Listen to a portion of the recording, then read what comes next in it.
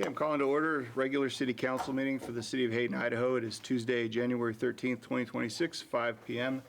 May we get a roll call of council members, please? Council President Roeder? Yes. Councilmember White? Yes. Councilmember DePriest? Yep. Councilmember Schaefer? Yes. Thank you. Pledge of Allegiance. Sandy, would you like to lead us? Yes. I pledge allegiance to the flag of the United States of America and to the republic for which it stands, one nation, under God, indivisible, with liberty and justice for all.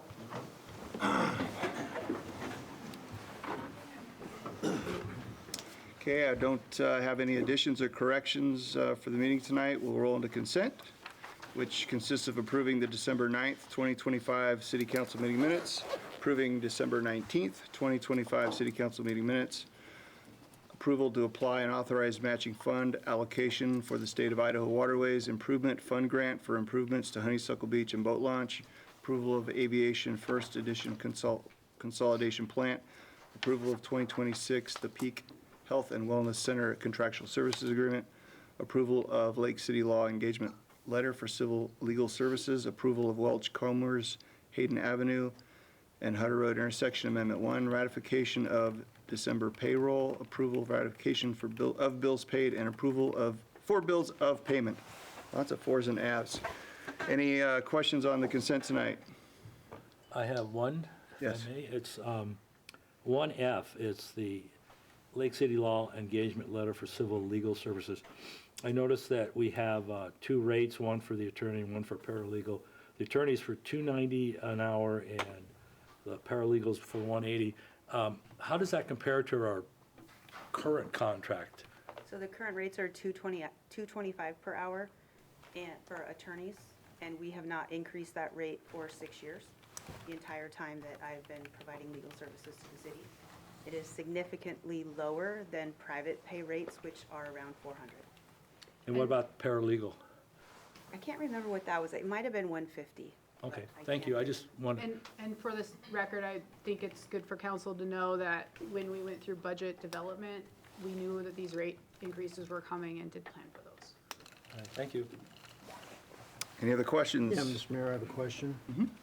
On item 1J, bills for payment, I'm sorry that I didn't bring this to you earlier, Lisa, but there is a line item in there where the vendor is the city of Hayden for the amount of $3,223. I would have, there were some bills for payment that got approved by the finance director because I was gone, so I'd have to get back with you. Okay, just want to Likely though, it has something to do with when we're paying out of different funds, our enterprise funds and our general funds, if we're, that's. It does say check for escrow, if that helps. It's an escrow release. Escrow release, okay, yes. Okay, thanks. Any other questions? Would I like to make a motion? I move to approve the consent calendar as written. Second? Okay, any questions on the motion? Maybe get a roll call vote, please. Councilmember DePriest? Yes. Council President Roeder? Yes. Councilmember Schaefer? Yes. Councilmember White? Yes. Abby, do we have any public comments tonight? None has been turned in. Okay. All right, this point in the meeting, I would like to acknowledge and ask for a moment of silence. One of our city's most significant servants, Roger Setterfield, passed this last weekend. Roger was on city council from 2007 to 2023, and until his last time around, ran unopposed. Before that, he was on planning and zoning. Roger, to me, represents the kind of citizen whose impact is felt long and far beyond their time with us. So if you would join me for just a moment of silence, thank you.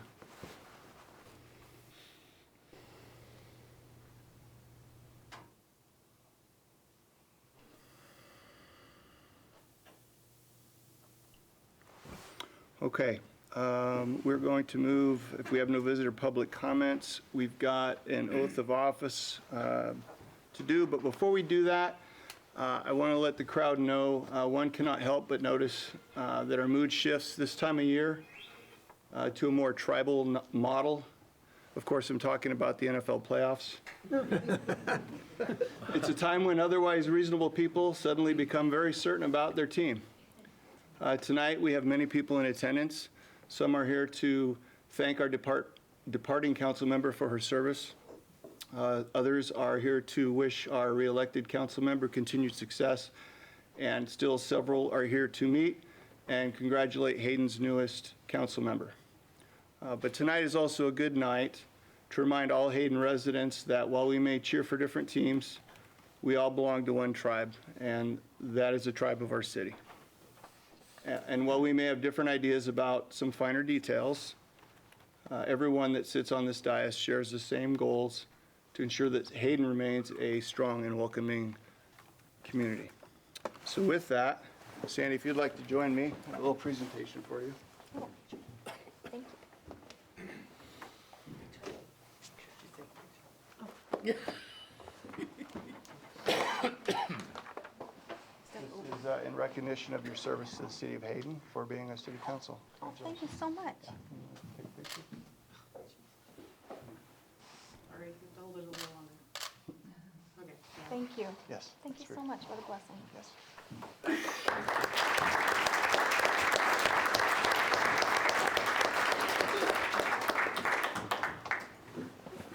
Okay, next, we're going to read the oath of office for City Council Seat 2, which is occupied by Ed DePriest. Abby? Ed?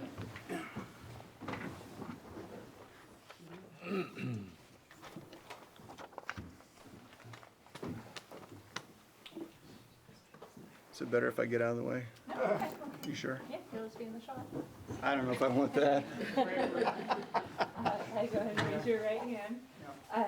Do you solemnly swear or affirm to support the Constitution of the United States and the Constitution of the State of Idaho, and that you will faithfully discharge the duties of council member of the City of Hayden according to the best of your ability? We do. Congratulations.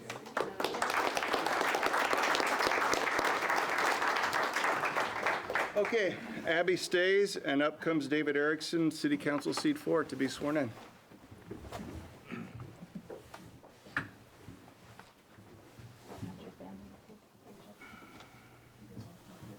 Go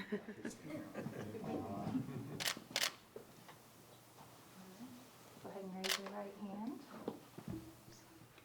David, do you solemnly swear or affirm to support, that you will support the Constitution of the United States and the Constitution of the State of Idaho, and that you will faithfully discharge the duties of council member of the City of Hayden according to the best of your ability? I do. All right, congratulations.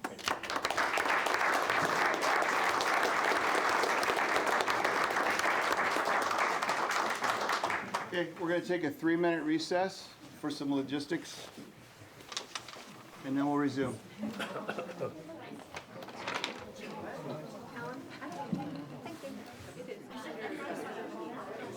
think I missed you that part, but that's all right. What? Logistics. That's fine. Well, it's getting from something from one place to another. Choreography? Choreography. Ed, was that okay? Yeah, that was great. Thank you. I appreciate it.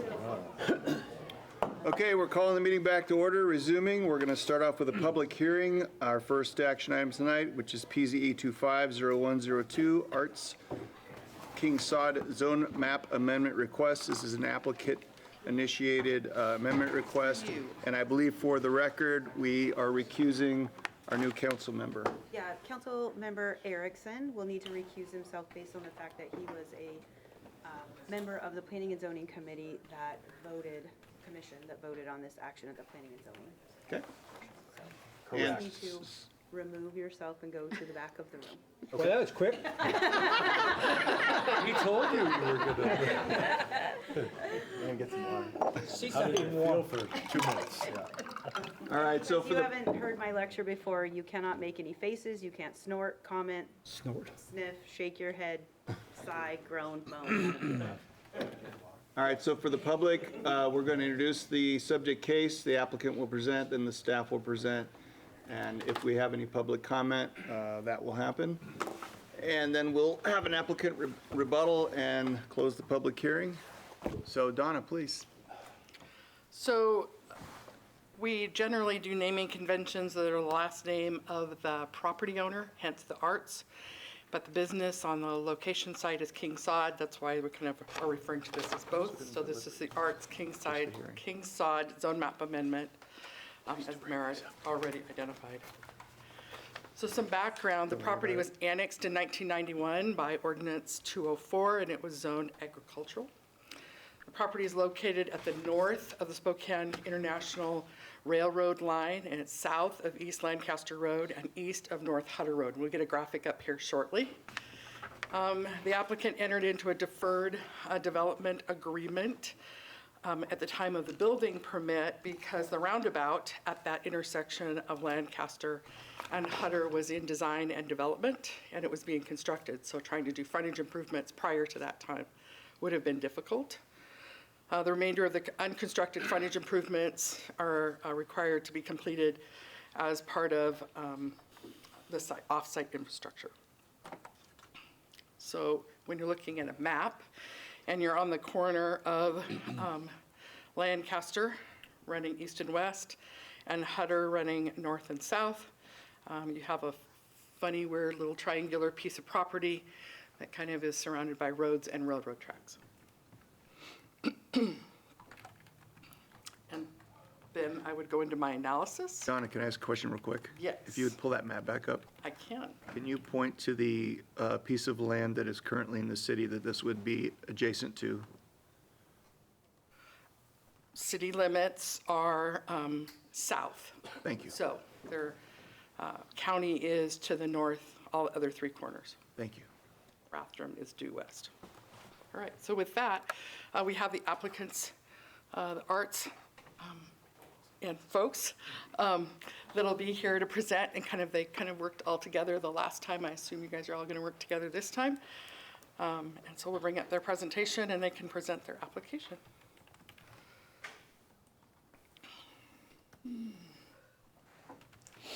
It's all yours. Thanks, Donna.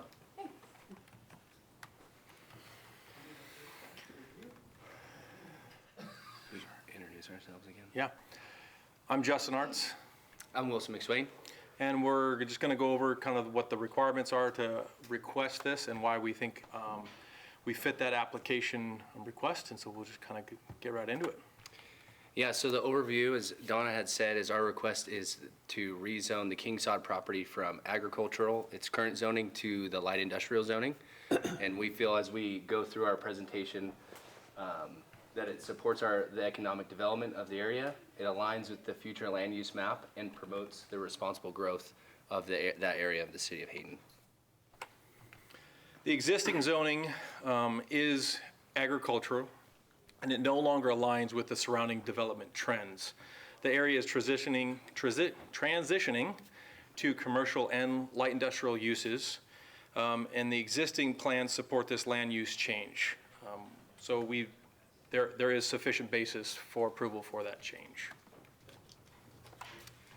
When it comes to public health, safety, and welfare, through working with the city and lots of conversations, the light industrial zoning encourages clean, low-impact uses. And we feel, working with the city, that they've ensured there many buffers, the traffic mitigation for the area, our stormwater controls on our property.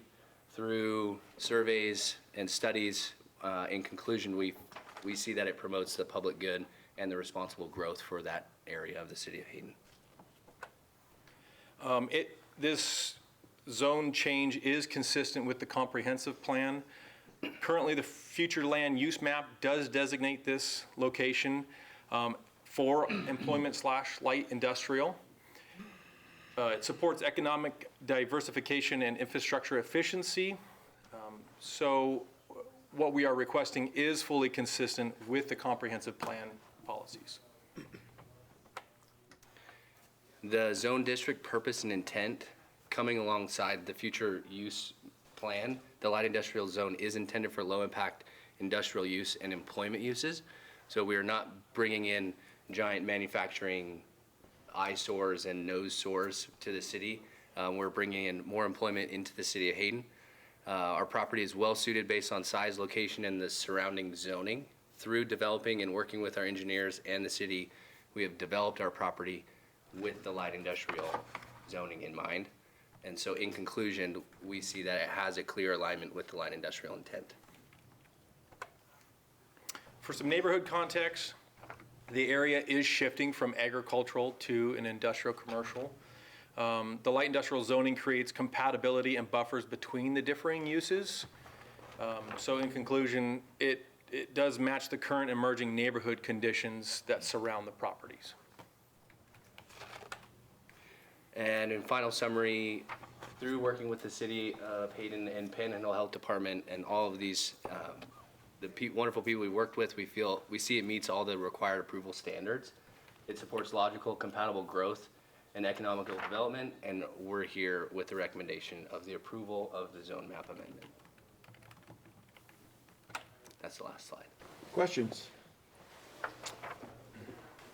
Tom? Sure, yeah.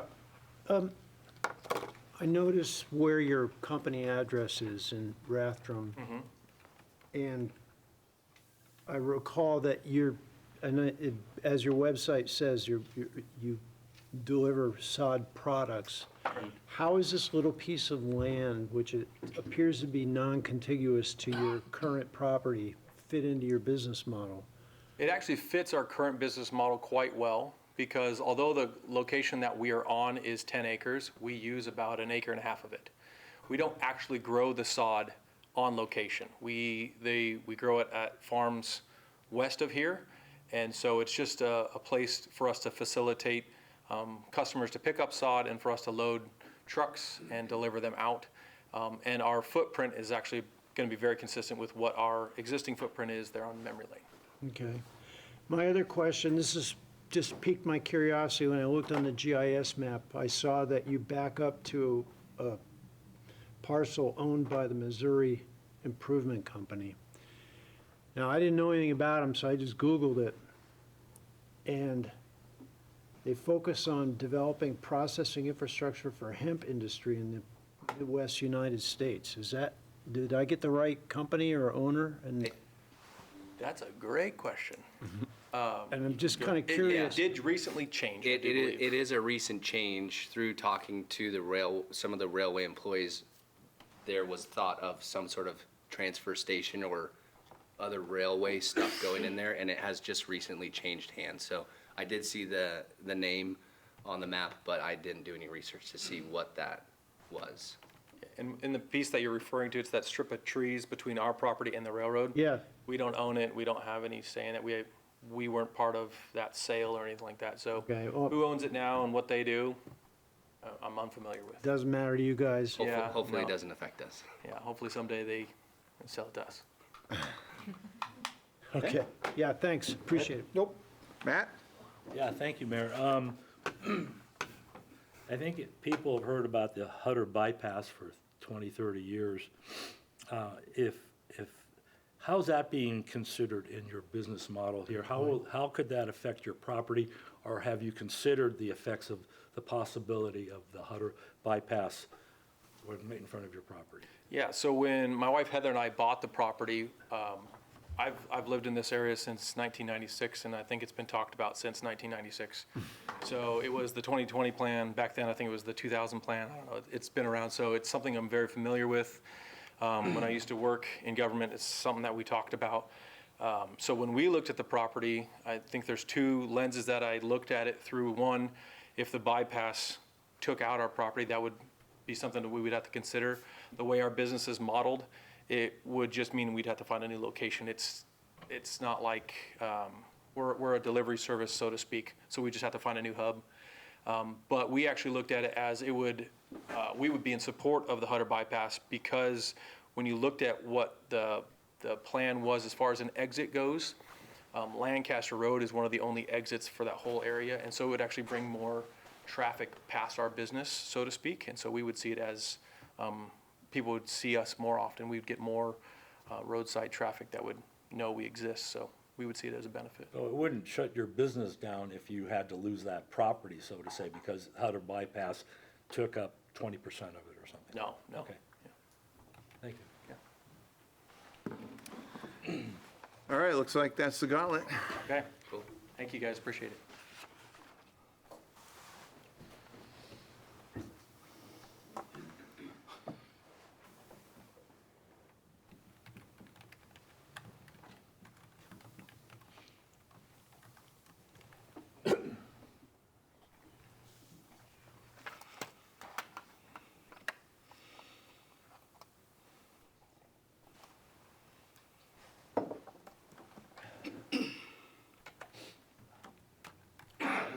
So this is a summary of the staff analysis that is in Board Book. The first two standards of approval have to do with whether or not there needs to be any additional studies done or plans reviewed. And the second condition has to do with whether any additional conditions would have to be attached to this zone map amendment request. And so based on the applicant's proposal, staff did not believe, nor did Planning and Zoning Commission in their recommendation, believe that any additional studies, plans, or conditions were necessary. The third standard has to do with any amendment to the zoning map has to be in accordance with the future land use map and the goals and policies found in the Hayden Comprehensive Plan. And this is actually the future land use map of the last comprehensive plan, because this request came in prior to the City Council approving the comprehensive plan. So we're under the old comprehensive plan when we did the review of this. And as identified, this corner is identified in that map as a light industrial future land use. And then part of the goals and policies that existed in that plan identified that the city should encourage development within the corporate limits of the city of Hayden. They should provide a balance of commercial uses in designated areas throughout the city, centered on established transportation corridors, while protecting the character of adjacent land uses. They should ensure all development can be serviced by existing public facilities or extended to adequately serve that. They should establish a balance between jobs and housing to attract new employment and living opportunities. And we need to ensure that ordinances and policies don't violate private property rights or adversely impact property values or create unnecessary limitations on that land use. And then policies that could be potentially looked at. Development should be compatible with the land use chapter of the comprehensive plan. We should be able to promote nodes of development along transportation corridors. We should be able to encourage rezoning to support the creation of those strategic nodes. And then also transitions between residential and industrial uses. Should be able to encourage small-scale retail activities, restaurants and other service businesses to create that mixture of commercial and residential uses. And we need to ensure that land uses and zoning compatibility related to development near the airport is reviewed as well. All of the comprehensive goals and comprehensive plan goals and policies are part of the staff analysis, because you know, whenever anybody reads this, you might pull another one that would be appropriate. So the amendment to the zoning map and zone text shall align with the zone district's purpose and intent is the fourth standard. So agriculture identifies that you should provide for large undeveloped lots primarily used for farming and agricultural pursuits. And light industrial provides for a light manufacturing, processing, and distribution and wholesale retail sales in an environment that is clean, quiet, free of noise, odor, dust, and smoke.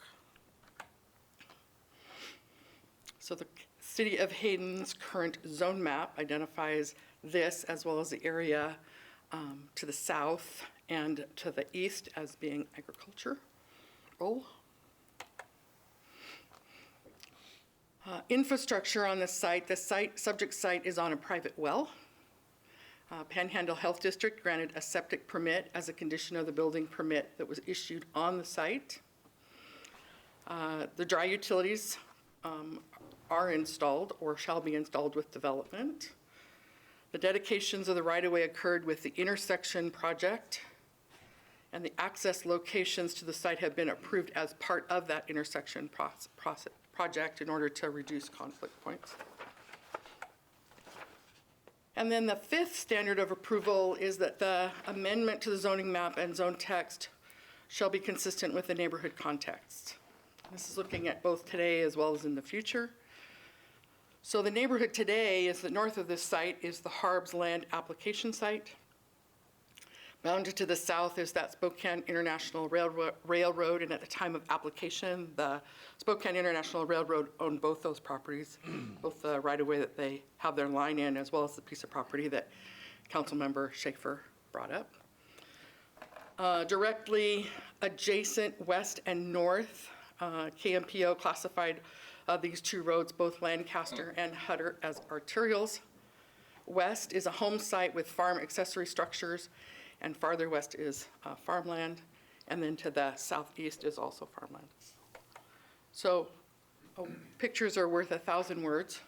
So as you're facing southwest from the project site, you'll see that home site, the existing accessory structures for the farmland and the grain silos.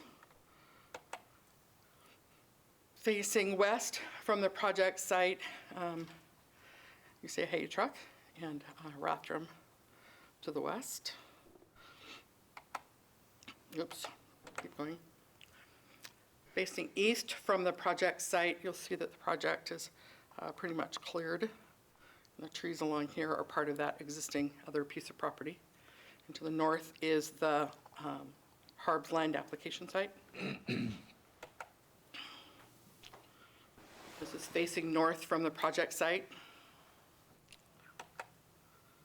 And then as you're looking at this site here, you also have the airport and the airport protection zones that this one is not a part of. It's not in any of those runway protection zones. And Rathdrum to the west. Out.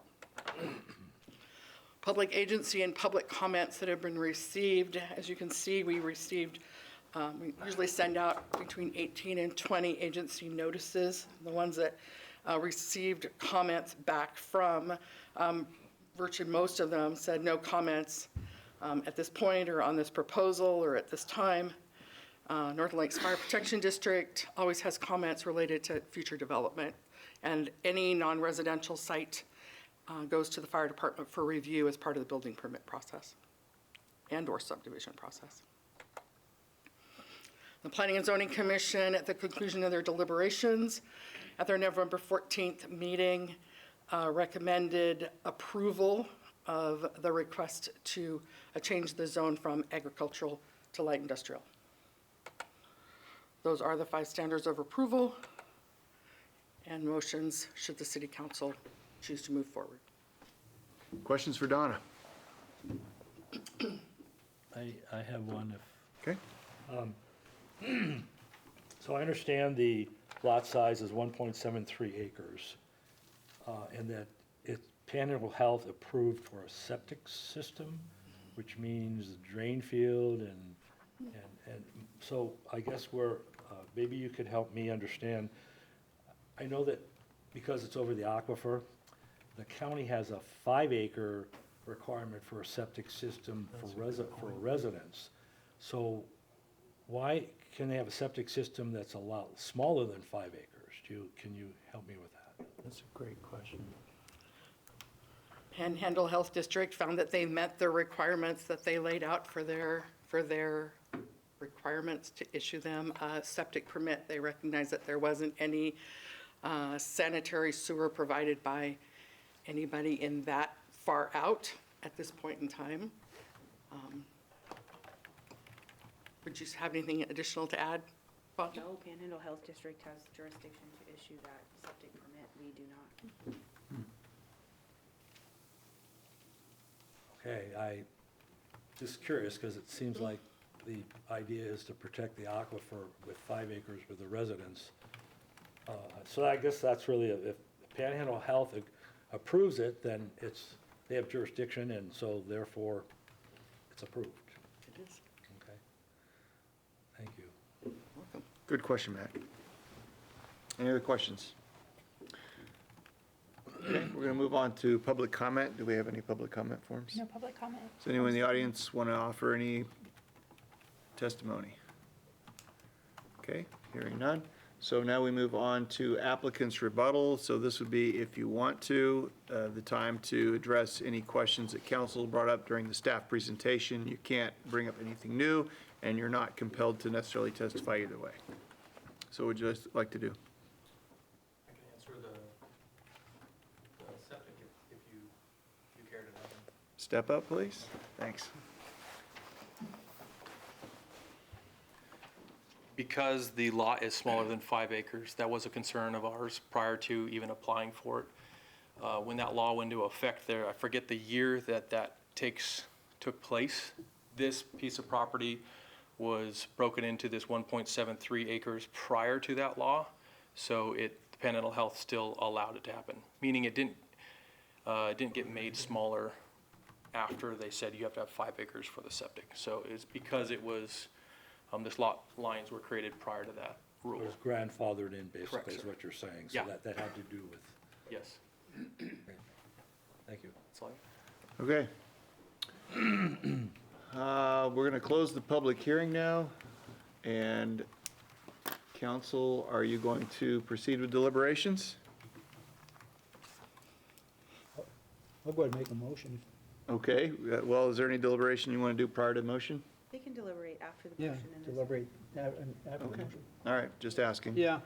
I move to approve PZE 250102 Arts King Sod Zone Map Amendment request, finding the request is in accordance with the standards of Hayden City Code based upon testimony received at the Planning and Zoning Commission and City Council public hearing and the record of the request. I'll second that motion. Motion and a second. Is there any discussion on the motion being made or any other deliberation? Well, I guess that's to be related to the motion now. Yeah, I'd like to make just a comment on it. What I do like about this is, from the city's standpoint, the amount of taxes property taxes we would receive or have been receiving as ag land is really small.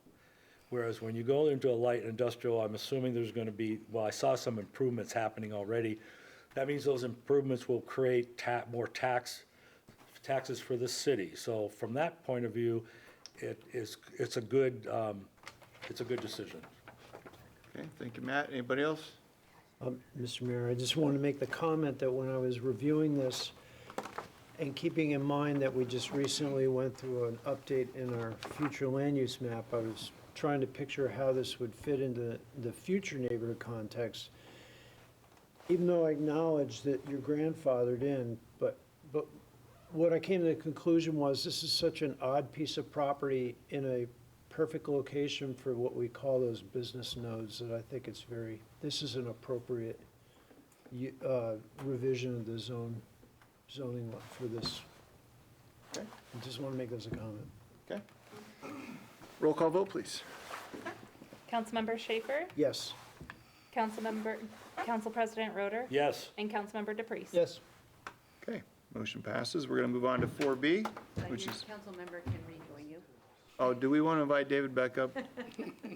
Council? David, come on up. He might actually want to participate at some point. Welcome back. Thank you. How was your travels? That's great. All right, we're going to move on to PZ 240133, North Government Way, and Bilek Enterprises annexation request. So this is a city-initiated annexation request. Mayor, I know the folks, and there's no, I don't have a conflict of interest, but it's Bilek. Is it Bilek? Yeah, it's Bilek. So Thank you. Just for the record. All right, thank you. And so, like the last public hearing, staff's going to present. Then we'll have public comment, if there is any, and then council will deliberate and decide. So tonight, we're having a public hearing to look at the potential annexation of right-of-way along North Government Way, and then 3 additional pieces of property west of North Government Way.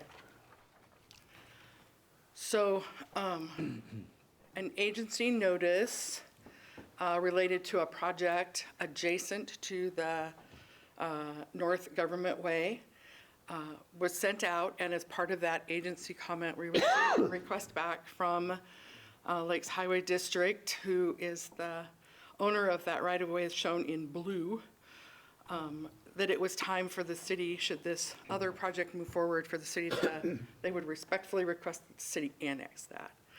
And so the city recognized the fact that it probably was about that point of time where we needed to look at the potential of annexing it, but should we take a look at that, we wanted to reach out to the property owners to the west of that area in blue and see if they would also be willing to annex at the same point in time. And so the 3 properties in red agreed that now would be a good time to annex, and those are the Bilek Enterprise properties that we identified. So this is a city-initiated request, and all of the properties, the property in blue and the property in red, are kind of what we're looking at for the annexation request here. Could you use your cursor and show what the annexation requests are for? Show me the So properties. this is blue, this Right, I is see right that. away, yeah. That's the ones And in- this is a vacant piece of property. This is what's commonly called the atrium as you drive up North Government Way. Yeah. And this is Tumblestone, farther to the south. So is it the Bileks own all 3? All 3, correct. At the time of the initiation of this annexation, kind of noticing agency comments, et cetera, the properties were all within what was called the area of city impact in what's known as the exclusive tier, which means that the city, based on that agreement, it was envisioned that the city would annex that property at some point in the future, being adjacent to the city. Since that time, through last fall and all the way up to December 31st, the city worked with Kootenai County to create a new area of impact. These properties are still within that area identified that should be annexed into the city. So when looking at an annexation, the first thing that you look at is a zone designation. And the zone designation that the Bileks are requesting is commercial for all 3 properties. And so we need to walk through those same 5 standards of approval to see if that zone map amendment to commercial makes sense. So with relationship to the first 2 standards of approval, does this need additional studies or plans? And are there additional conditions that need to be placed? And staff does not believe any additional studies, plans, or conditions are required. The next 3 are, again, the amendments to the zone map are consistent with the future land use map and are consistent with the Hayden Comprehensive Plan. Are they consistent with the zone map and the zone district's purpose and intent? And are they consistent with the neighborhood context?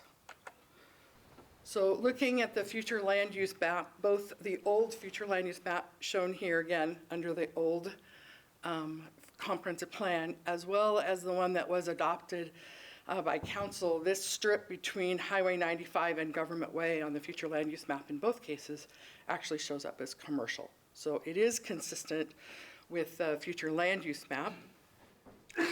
The commercial land uses of the old comprehensive plan identify that it allows for most types of businesses, small retail businesses, service-oriented businesses, professional offices constitute the majority of commercial activity in the city. So today's use is a retail service establishment as well as general office that exist on site today.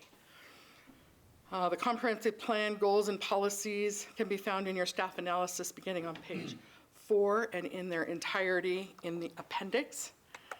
I did not go through them in detail as part of this summary for the presentation. The zone district's purpose and intent is the district definition for commercial in the zone designation as well as the future land use are almost synonymous. Office, service, retail is what's expected in commercial. And they have design standards for front setbacks and rear setbacks and flanking streets and lot coverages and what have you. And all of those are met by the current buildings that are on site. So none of them would become non-conforming should this annexation request be granted. So then with the consistent with the neighborhood context, let's kind of do the visual.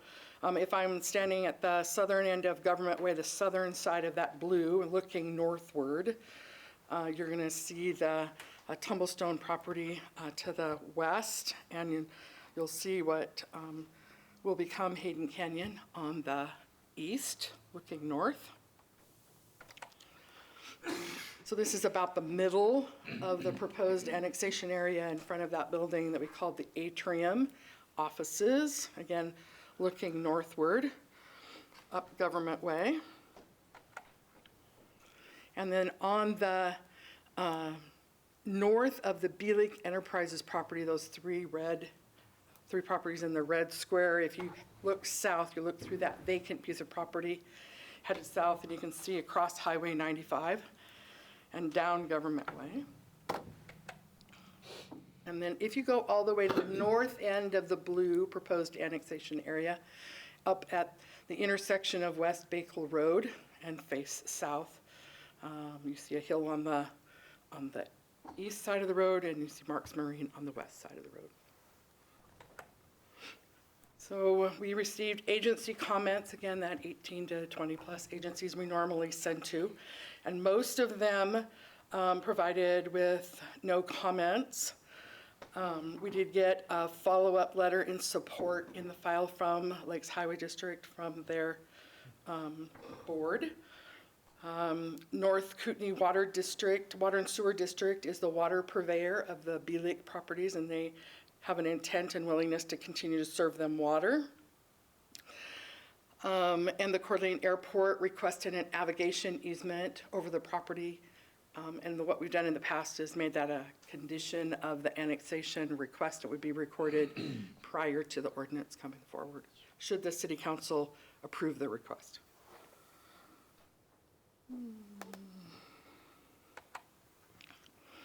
We did have 2 additional public comments as a part of the Planning and Zoning Commission public hearing noticing.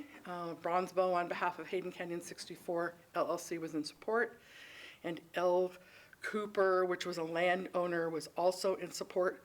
We did not receive any additional public comments as a part of the noticing for the City Council public hearing. Planning and Zoning Commission recommended approval with staff recommended conditions of approval for the request for the zone to be commercial should the annexation be approved by council. So we did have a few recommended conditions of approval. The first would be that Bielik Enterprises enter into an annexation agreement with the city.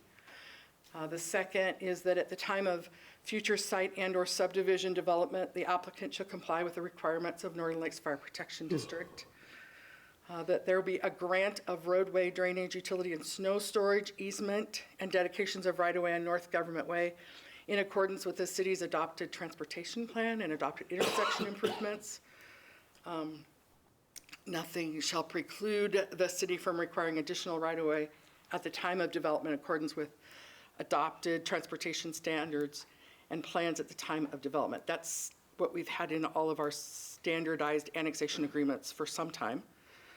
At the time of future development, sewer shall be extended to the boundaries of the property in accordance with the sewer master plan, and all future site plans and existing or future buildings shall connect to municipal sewer within a year of sewer availability. And then that navigation easement shall be recorded as a condition of the annexation agreement and prior to publication of the ordinance as requested by the Coeur d'Alene Airport. And those are motions that the City Council could come to at the conclusion of deliberations. I stand for questions. Any questions for Donna? Matt? I do have one. Thank you, Mayor. Regarding the North Kootenai Sewer District, they are the water purveyor. Are these properties currently within their sewer district?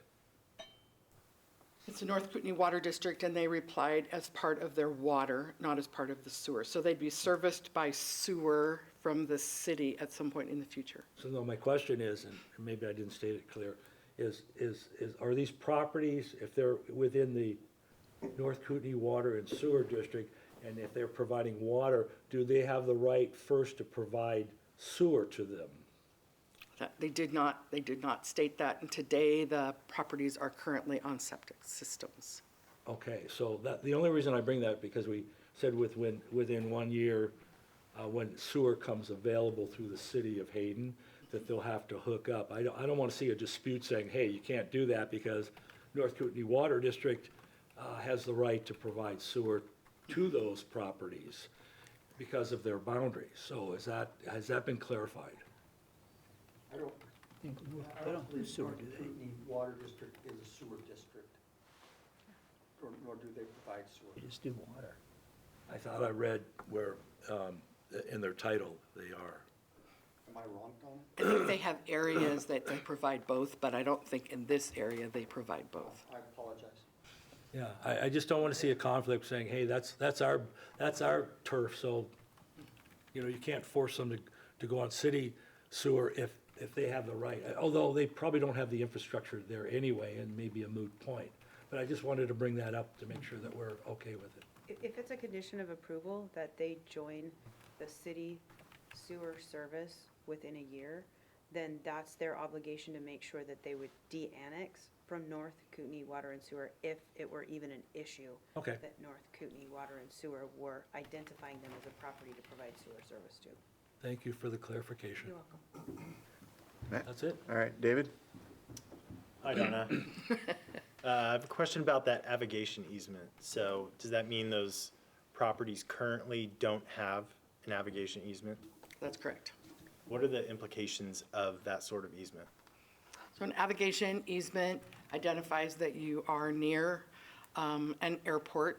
In some cases, if you're like on a hill, you have to fill out additional forms because of the envelope of a flight, but in this case, most likely not. So it's pretty much just to identify that you're near an airport, you're going to hear airplanes and air traffic noise. And in this area, you will hear it because they're close to that runway. Yeah, that's what I figured. I just wanted to make sure this is somewhat of a standard procedure for the airport within its reach. Yes. Correct. Anything else? Ed? Nope. Tom? Yeah, Donna, so annexation was offered on all the properties to the west of Government Way up to Bagel, correct? Correct. So, just curious why Mark's Marine and then the property to the south declined to annex?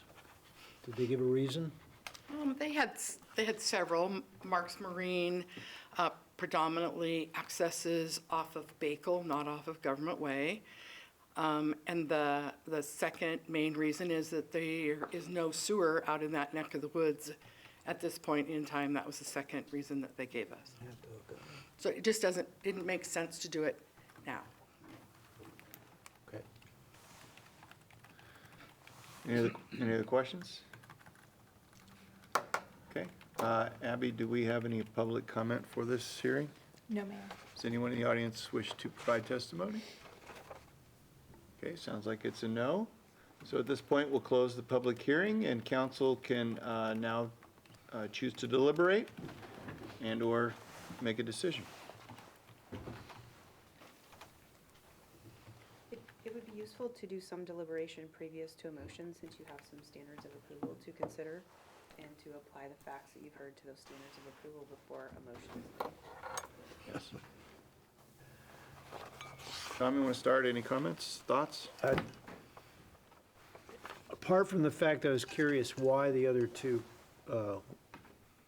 lots declined to annex in, this seems pretty straightforward. I mean, if you've got some light industrial going on and we're already on the other side of Government Way, it seems logical to me that these properties would want to annex into the city. So I have no objections to this. Donna, do we have the slide with the Well, that's what I was looking for. standards? I'm not Just sure so we it can made it talk to to them a this little bit? Is that good enough? Okay. No, it's Ed, not you in wanna that one, but continue? I it's can in kind this of one over here. synopsis it up without them probably. Okay. It sounds from the presentation as though staff is, feels that they have met the standards of approval, and it sounds like they have as I look at them now. And also, as was brought up on the previous one, I believe the city will now be receiving tax revenue from them, which is always nice, and especially for those residential compared to bringing commercial. Although it's not a very large swath, it does tilt to probably a very minor degree the burden from residential to commercial. But I do believe they've met the standards of approval. Okay. David? Yeah, Mr. Mayor, everything fits within what the zone map looks like. It flows, it's contiguous, and there aren't any red flags. Makes sense. Okay, Matt? Yeah, I see the Planning and Zoning Commission recommended approval of this annexation, and that the standards of review and evidence of record finding for approval of zone map amendment, I'm looking on page 2, I believe have all been fulfilled. So, that's my point. Okay. At this point, would anyone like to make a motion, and do they need Donna to throw the cheat slide up? I'll do it. All right. I'll make a motion to approve PZE 24-0133 North Government Way and Bielik Enterprises LLC annexation request with a zone designation of commercial with staff recommended conditions of approval, finding the request is in accordance with the standards of Hayden City Code based upon testimony received at the City Council public hearing and the record of the request. Second. Okay, we have a motion and a second. Is there any discussion on the motion? Abby, may we get a roll call vote, please? Council President Roeder? Yes. Councilmember Schaefer? Yes. Councilmember DePreez? Yes. Councilmember Erickson? Yes. All right, that concludes our 2 public hearings. I forgot something very small before we roll into new business. I wanted to present each of our re-elected and our elected council members with a memento that Oh, you thank you. can have on your wall. Wow. This is their, their newspaper articles of their intent. And just for public record, I kept all 4 of the candidates, Thank you, Mr. Mayor. Just in case? just in case, but I presented to the folks at once. So those are just a little gift and a thank you for running for office. All right, so with that, we're going to move on to new business. The first action item is to consider, well, not to consider, but to elect a council president. This is one where the mayor steps back and council discusses. Mayor, I'd like to start off as the current president of the council. I've had the privilege of being the council president for the last 4 years, and I think it's time to pass the baton. Oh. And I think it's a good thing that we do share in responsibilities in the city, and it's nice to have a new role and do some changes. This kind of keeps things fresh. So I'd like to nominate Ed DePriest as our council president. Okay. Is there any other discussion? Is there another person that desires, or would someone like to just second for Ed to be?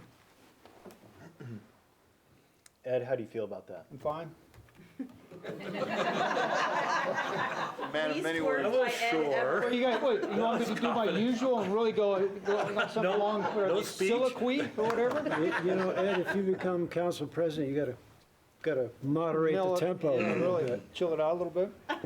Yeah, well, okay, there you go. I appreciate the nomination of Council President Roeder very much, and I would appreciate the opportunity to serve in that position long enough. Okay, and I thank Council President Roeder and our new council member for the second. You need me to go any more? All right. So Thank you. All right, so do we have a second? Or is there any more discussion? Anyone else? I'm reserved because as I'm taking in this new seat, I want to let the dust settle, allow everything to flow the proper way Fair enough. before I shake anything up. All right. Tom, any thoughts? I think that maybe this is an opportunity to Ed to show a leadership position when if he's called upon to lead a city council meeting, and I hope and I pray that if you get that opportunity, that you will be calmer sometimes. I am who I am.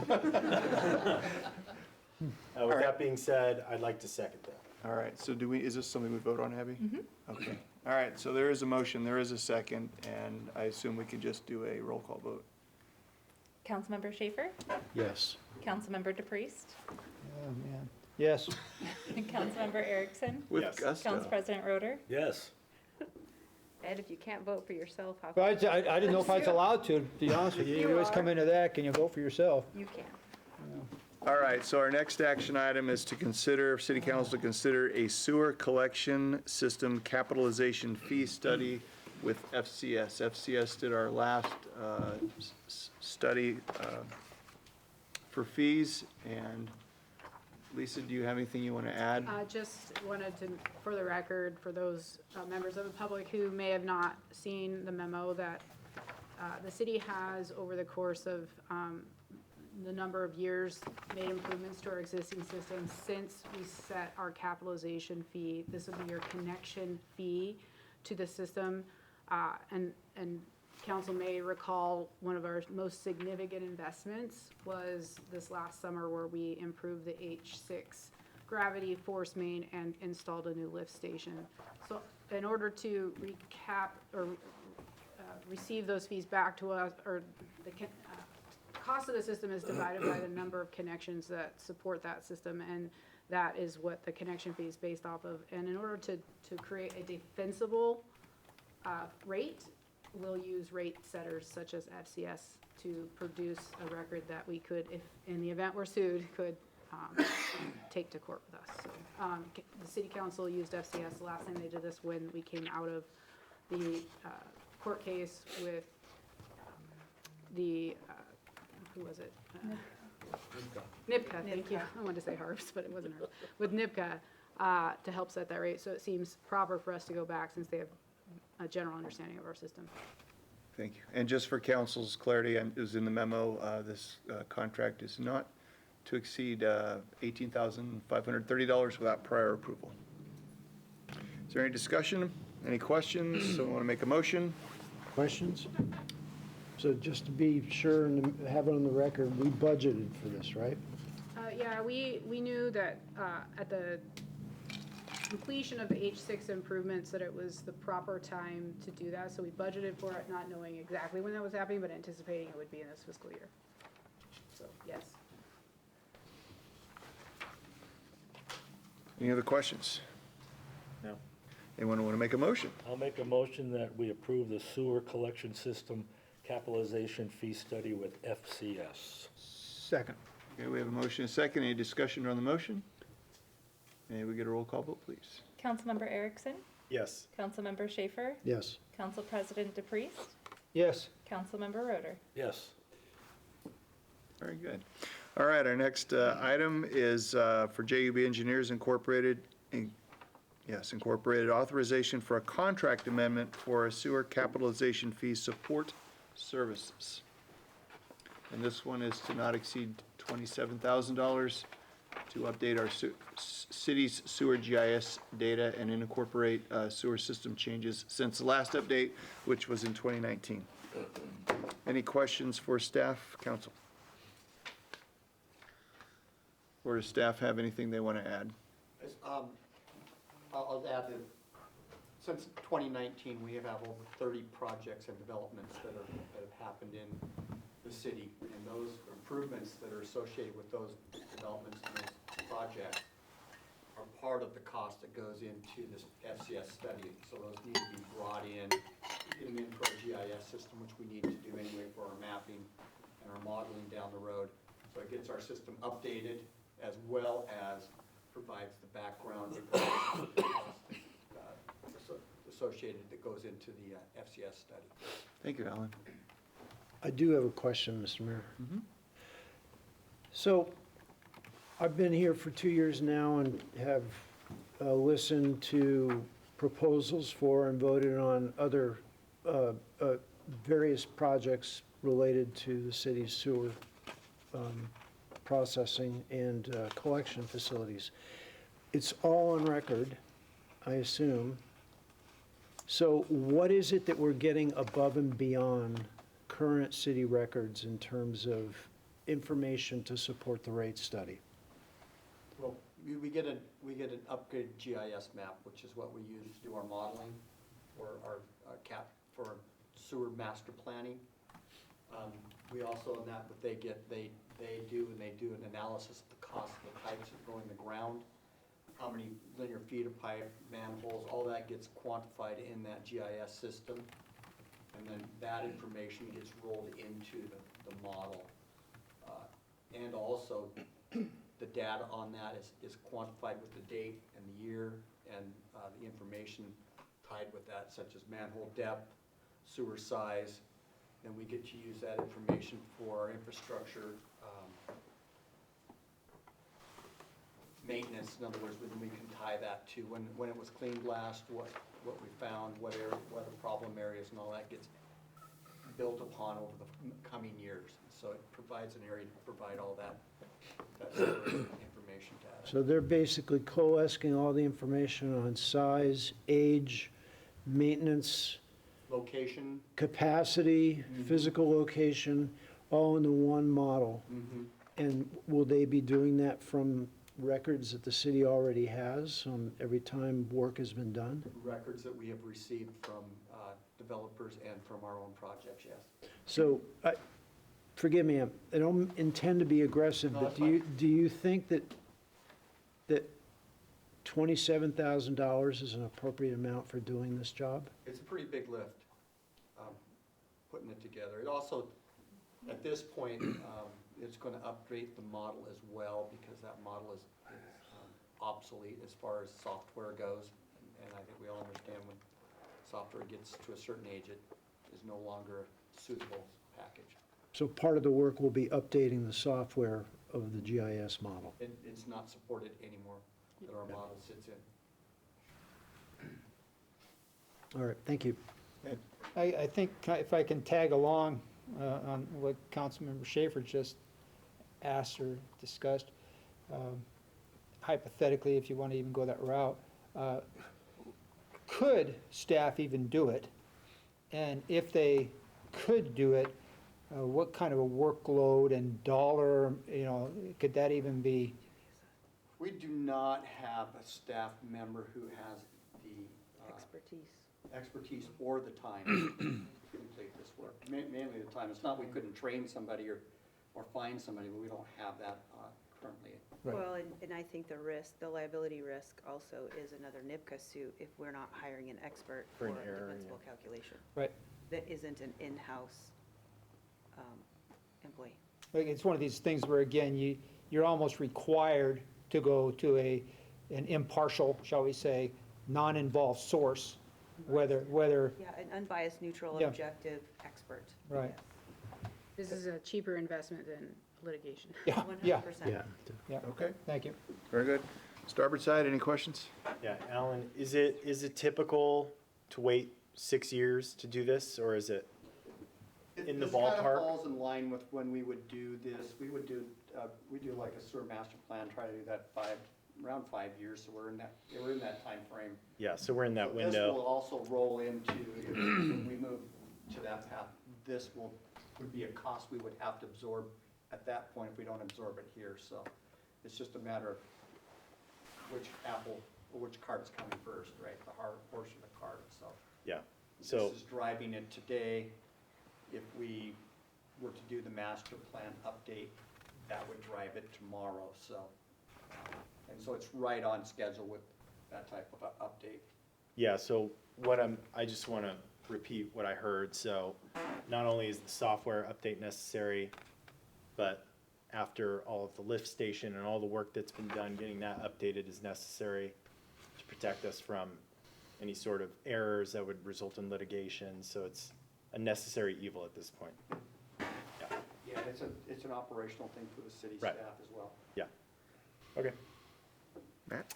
Yeah, having been through the NIBCA lawsuit, going to the Supreme Court, getting into 2 mediation sessions, what we're dealing with here is really critical because the information that has to be derived goes into calculating the sewer capitalization fee that we will charge. And that is a cap fee to deliver the sewage from our ratepayers to Harbs. And so we have to justify that, and there's a key term for this called equitable buy-in. You have to prove that equitable buy-in number is correct, and so we have to do this. This is, in my opinion, not cheap, but it's money well spent to protect ourselves from future lawsuits. So it's critical, we got to do it, and I support it 100%. Okay. If that's everyone's questions, does anyone like to make a motion? Mr. Mayor, I'll make the motion that we approve item 5C, authorizing contract with JUB Engineers for sewer capitalization fee support services. This one's for FCF. No, no, he's right. He's on Sorry, it. you were right. I'll second. You're keeping us on our toes. I jumped off. All right, we have a motion and a second. Any discussion? May we get a roll call vote, please? Councilmember Roder? Yes. Councilmember Erickson? Yes. Council President DePreez? Yes. Councilmember Schaefer? Yes. Okay, our last new business item is an agreement with Wake Media LLC for communications and information technology support.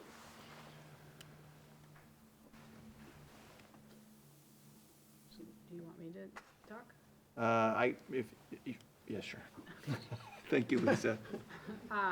So this particular one, the reason it's not in the consent agenda, given either the amount or the request is simply because it's not technically budgeted. This is one of those that, as mentioned in the budget development process, if we felt it was a good idea, we'd bring it forward. So before you is the contract with Wake Media to assist the city with some, what I would consider more of an umbrella or master agreement for as directed, as needed IT communication and support systems. As mentioned in previous meetings, there's been a need or a desire from some of our commissions to develop some programs that are supportive of their endeavors, to include such as the memorial, what do we call it? Papers. With the pavers, yeah, so where you can get on and see an interactive map of pavers that have been paid for, donated in remembrance of any fallen officers or military, and this would be a similar action that we would use this company for, and as well as any other supportive materials. So this particular contract being under not exceeding $5,000 would give us that tool to use to build those. So we would be using our fund balance to pay for this, which is, given the cost, is not a concern to me on my behalf, so. Thank you, Lisa. The only thing I'll add is we had a previous contract last fiscal year with My Site Marketing for the same service. So even though this company's new, the service being provided is not.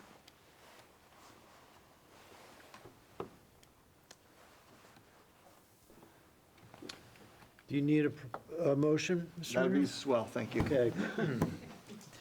Mr. Mayor, I motion that we approve item 5D, agreement with Wake Media LLC for communications and information technology support. Is there a second? Second. Any discussion? May we get a roll call vote, please? Councilmember Erickson? Yes. Council President DePreez? Yes. Councilmember Roder? Yes. Councilmember Schaefer? Yes. Okay, we're going to move into our reports. Lisa is going to give us a 2025 year in review presentation. Promised you this at the last meeting, and you postponed me till tonight, so you get it tonight. Give me a second here. Can we I postpone you to next December? Stop. No, just kidding. Ouch.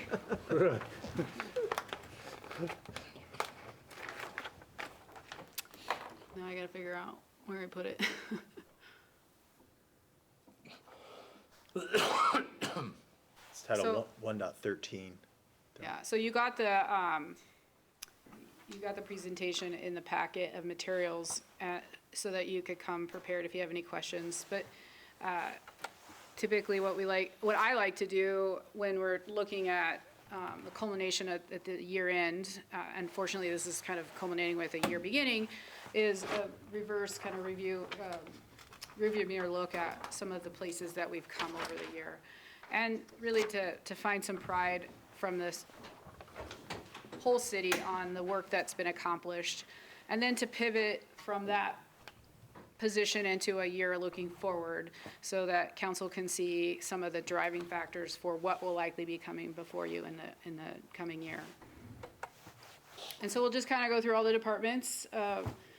And there will be a few that get overlooked, and it's not intentional, it's just because their work is sort of ebbing and flowing across multiple departments. So within the finance department, just a summary review worth noting, beyond a big transition from on-site software system to a cloud-based system, we also accomplished over the course of this 1 year, 3 fiscal year audits, with the final audit coming to you in March, but the majority of that work happening this last year. Yes. So are we up to date now? We caught We up? will be in March when that's tentatively planned to be delivered to you guys. Great. We are actually meeting the 25 schedule for an audit, so right now we are realistically caught up. Excellent. So. On time. And as included in my report, you saw a financial statement that was prepared by my office in concert with finance that does provide not only your month-to-month financial information, but also fund balance, something we've not been able to do up until more recently. So a fund balance of all your funds. So if you don't have that, I printed off some copies. I'm happy to give those out. And in addition to that, we've initiated the financial policy, which is sort of a culmination of a myriad of different policies that the city has adopted over the course of the last 20 years, and then building also a reserve policy. So something I've challenged the council and myself with when I started here, and now feel comfortable and confident that we can move forward with bringing that forward to you. So I look forward to seeing that in your hands here coming soon. So we jump into recreation. This is a lot of numbers, is why I gave this to you ahead of time. I just want to do a couple takeaways, that when we look across our recreation user profile, right, who's coming and who's playing, what we're seeing is on our youth programs, we're seeing a fairly decent split between residential and non-residential participants. Non-residents are slightly above residents, but overall, we're seeing support by a community beyond Hayden for our rec program. And then in addition to that, because our programs are run so successfully and people enjoy them, we're seeing increases. So what we're finding is this sort of kind of growing out of our shoes a little bit here, and some of the things that we'll have to tackle looking ahead will be how do we either change our programs to be more reflective of the restrictions that we do have, or how do we grow? And some of that will be compartmentalized into specific programs, but overall, just know that our rec program is continually being supported within our community and beyond. adult leagues down. Guys, we need to get the adults out there, so do what you can. But overall, we're still seeing, relatively as we look year to year, circumstantially, holding steady. Go ahead. Can you back up just a second? So we had, for the year, we had 3,258 players. And go the next one. We had almost 1,000, so we had 5,000 participants. Wow. Yeah. And it's a really a hats off and a testament to Yeah. how the rec program is run, starting from the director downward. This is also our department that sees the most temporary employees. So we're always, when we come to you in budget year and we're saying, well, how many coaches do we need, or how many temporary employees do we need, and you see that notch going up, you'll understand why. Why are we needing that? Well, our programs are growing. And as we bring on more rec facilities, like we did this last year with Crawford Park, it's a direct representation of that growth coming forward in the form of more participation. One of the areas that maybe is not as known, but it's good to talk about, is our special interest programs. These are programs that we contract with programs or coaches or vendors to offer a variety of different opportunities to engage in recreation.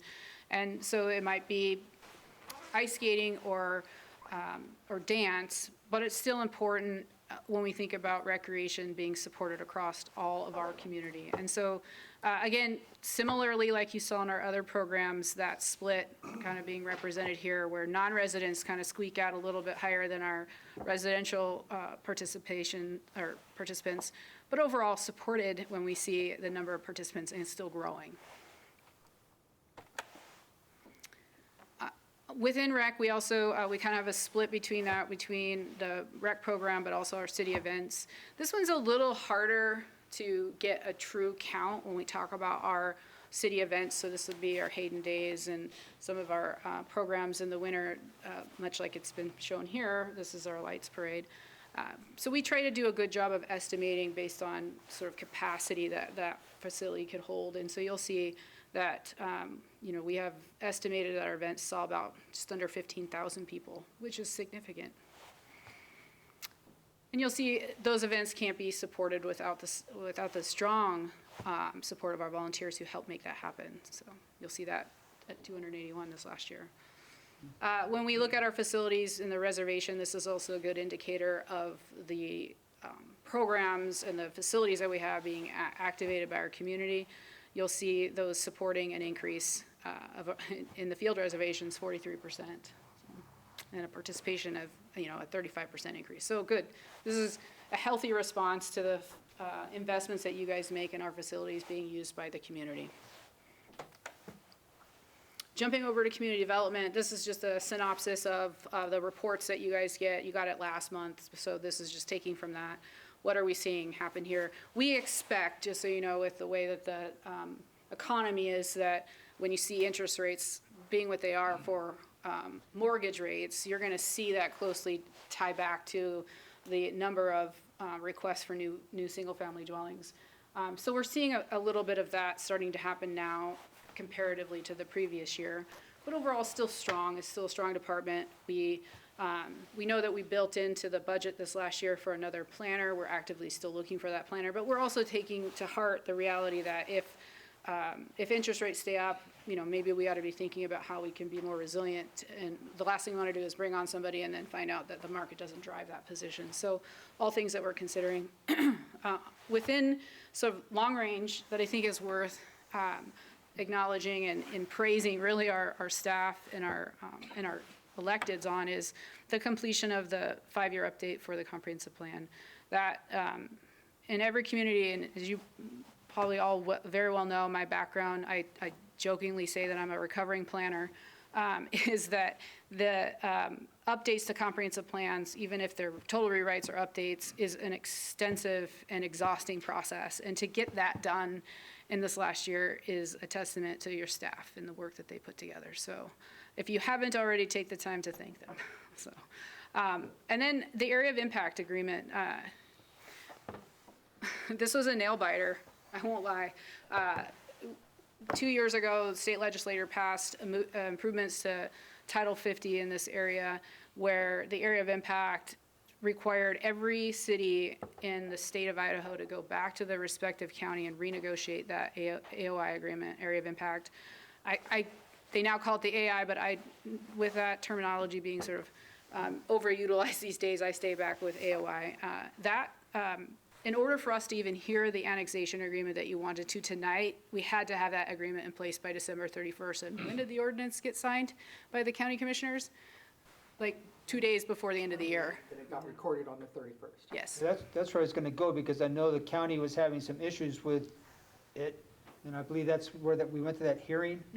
Yep. And so they did, it is all It- finished. Yes, not every city got theirs done in time, but we did. And again, this is a time where you can take a moment in your free time here at the city, or if you're coming in, to thank your staff, because that was a huge undertaking in a short amount of time.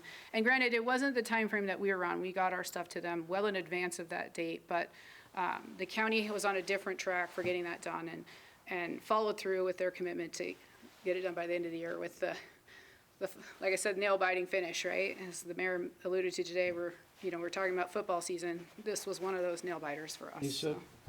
just Yes. a clarification on this subject. So as I understood it, was Post Falls and Coeur d'Alene that the county had the problems with on their area of impacts? They had problems with everybody's. It wasn't respective of anyone. I mean, Okay, so they did come back with directives to Hayden on changes?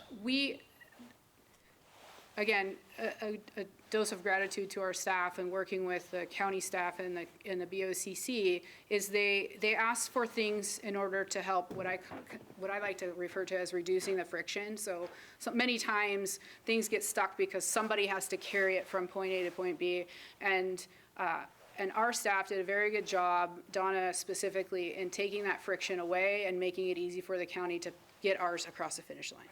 So some of the cities didn't have that level of staff, and they'll be working through that process again with the county this next year. But ours is a true testament, a hat off to Donna and her team up there. So Before you go to the next slide, could you explain the code enforcement column and what those 4 numbers mean and what that's about? I don't understand.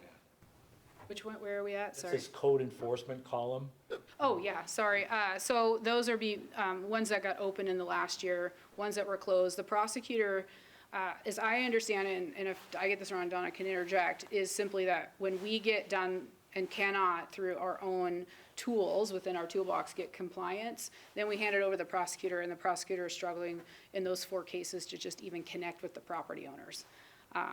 So these are code enforcement violations that we're or looking. some level of code enforcement Okay, compliance okay, we're that's seeking. what I wasn't Yep. sure of. So what's the difference between open, closed, and city? Help me with the city one, I don't recall.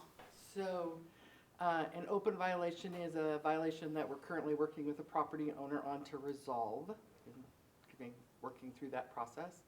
Closed violations are those violations that were opened in the last year and have closed, so they've met compliance requirements.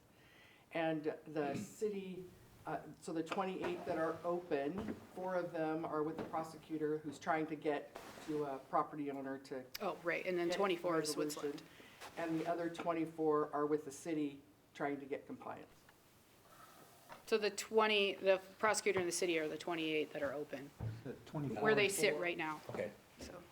thank you. When we talk about budget, when we get to that whole conversation, which, it feels like we just got over with it, we're gonna start here in a couple months. We'll be talking about the new growth of construction adding to our tax rolls. As many of you know, we're allowed to take 90% of that value to increase our base levy increase, as long as it doesn't exceed 5% or 8% overall. This will come into play in that regard. So you start to see that valuation being added to the city's overall value, base value for taxation, and it definitely helps. So this new construction will come on the rolls in this next year, theoretically. The commercial for sure, light industrial for sure, but single-family dwellings is a little different, and I'm happy to talk about the why about that, maybe offline. But either way, that's what we're seeing when we talk about base levy, or our total valuation coming up in the next discussion of budget. So when we break apart our permits, you can kind of see there's been, and there always has been, much ado about the residential multifamily, and you'll see that we still remain at 0. So duplexes, typically we get 1 or 2 duplexes, but this year none. And single-family homes generally right now are the ones that bring the most permits in any given year. So when you look at non-residential, those are going to be your commercial permits, your industrial permits, and possibly even residential non-residential. So like your garages, is that a true statement, Donna? No, okay, so no, don't include that. And then the other, which is, it's just a fun one to talk about, and that's the building permit that we had to pull, the city had to pull for the H6 lift station. So there's no number under residential multifamily, that's 0? Yeah, it's just 0, Okay. sorry. It might be on there, it might have just come off the page. So another element of community development is looking at, okay, well, what are we doing on the economic side of things for businesses? And you'll start to see that we've looked at new or expanded businesses, 12 new, 3 expanded, 1 relocated. And on the major minor subdivisions, 10 and 13 respectively, that were applied for, correct? Not necessarily platted all the way through. And then when we look at workload, you know, not only are we looking at what's revenue coming in, but what is the actual workload being processed through the department. You know, when we're talking about all the other applications that go through community development, 41 additionals. So it's a busy department. I mean, if I had to say anything in sort of looking at that rearview mirror, they were busy all year long. So. And Lisa, to that point, for our taxpayers, finance, community development, recreation, they're all departments of 3, 4, well, 4 people. Yeah, the city has roughly around 30 to 35 full-time employees. So when you think about the workload being spread over all of those employees, your employees, they work long hours, they get a lot done in the day, and, you know, as part of my leadership has been, it's like we get you for the hours we get you, go home and be a person on the other end of that so you can come back and work hard again the next day. Yeah. 13 major subdivisions, what's the break point on minor? So that would, to me, it would be over 4, correct? No, it's 5 acres. Oh, 5 acres. So, Oh, size. it's acreage, not numbered units. So there's 13 subdivisions over 5 acres that are in the works right now. In one phase or another, yep. Okay. All good questions. Ready to move on to Public Works? This is our largest department. It covers a huge, expansive area over the city. Literally, they cover the city. When we think about the Public Works Department, we really think about it in a couple different areas. We have administration, which is our like key staff that work out of City Hall, and then we'll have our Streets Department and our Parks Department that make up the remainder of that. When we think about the completions of projects in this last year, many of you have heard this or been part of this process and probably can recall all the hoorays and the high fives as we navigated the year here, but they're worth renoting, and that is that the city was, you know, given the option, something I know the Highway District hoped for 50 years, to purchase the property that we were able to buy the buildings from the Lakes Highway District. And because of the foresight that council had in this and the support that you gave your administration, we were able to additionally work with the county on buying the adjacent 4 acres to the south of that. This particular accomplishment secured our future for this department for the remainder of this decade and many more to come. So that is a hats off moment, proud moment, exciting moment for us. We've secured our current future and our 50 years down the road theoretically. So that land, if you recall, took us to the process of selling a 5-acre piece of land that we had on Dakota Street. That was a piece of property that the city had invested in about 10 years ago in order to move facilities that are over behind here in McIntyre Park to that land, but because of the opportunity that came with the Lakes Highway District, we were able to sell that and purchase this one. It wasn't quite tit for tat, meaning we didn't bring in enough money to cover the full expense of that, but it narrowed the cost purchase by from what would have been a couple $1 million down to just a couple $100,000. You offhand know what the city paid for that Dakota property when they purchased it? Yeah, it was somewhere around 385,000, And we sold it for what? just under 1.8. Yeah. Don't quote me on that, but I No, can check it's back with you, that's my ballpark, recollection. 1.5. Yeah. 2015 is when they purchased it, and I think it was right around 385,000-ish. 1.4-ish? Well, I think it's worth, I guess we could say, is that we bought the land for about $7 a square, well, we bought the land for $7 a square foot, and we sold the land for roughly $9.50 a square foot, so we did good. And as a result of the purchase of the buildings, because if council remembers, and for the benefit of our new council member, the city had the option of buying the buildings, but the land didn't come with the buildings. The land was owned by the county under the airport ownership, and so we purchased the buildings for roughly a quarter of the cost it would have been to create new buildings. Now, we got some aged buildings, but we were able to take a turnkey operation from one system to another without a lot of investment, but we did have to make some, and those are noted here on this page when, as I mentioned, the improvements or investment made to that facility. So much of our money that we had saved for and were we invested out there to create a more usable space.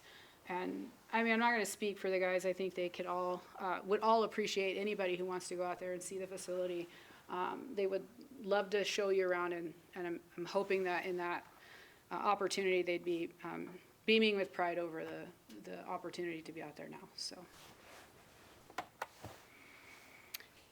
you've heard me talk a lot about street maintenance and a way to sort of get back or crawl back in some deferred maintenance that the city, that I took over when I took over my position here, and much of that was just looking at how many street lane miles are we maintaining a year, and how can we take our maintenance dollars that are limited. They're really most of our maintenance dollars come from property tax and money shared by the state, and invest those in a prudent way that really promulgates, I think, forward what our citizens expect of us. They would like good roads that don't have potholes and still maintain a level of pride and ownership. So we, in concert with that statement, that you'll see some of the street maintenance that's been done, and you'll see that we are getting to that approximate 19 to 20 lane miles of chip seal a year that we need to get to maintain that 7 to 10 year time frame of maintenance.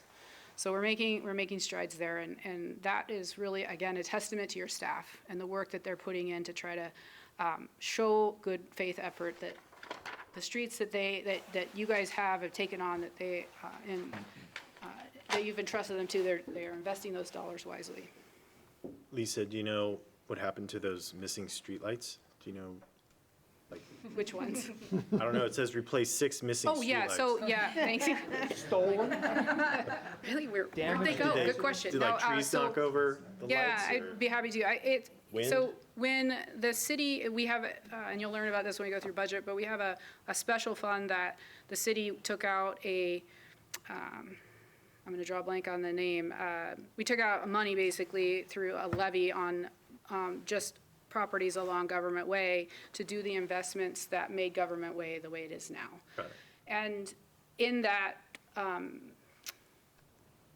process, they put in all the streetlights that are there, and over the course of time and under the previous administration, when a streetlight was taken out by a vehicle or damaged by some means, they weren't replaced. And it was my opinion that our property owners are paying for, and are every month or every year paying for that investment being made. It's our obligation to go back and replace those. So we brought before council, probably late summer-ish, early fall, a proposal to replace a certain number of those. We couldn't do all of them all at once, but, and so we've replaced all of them, and one has already been taken out.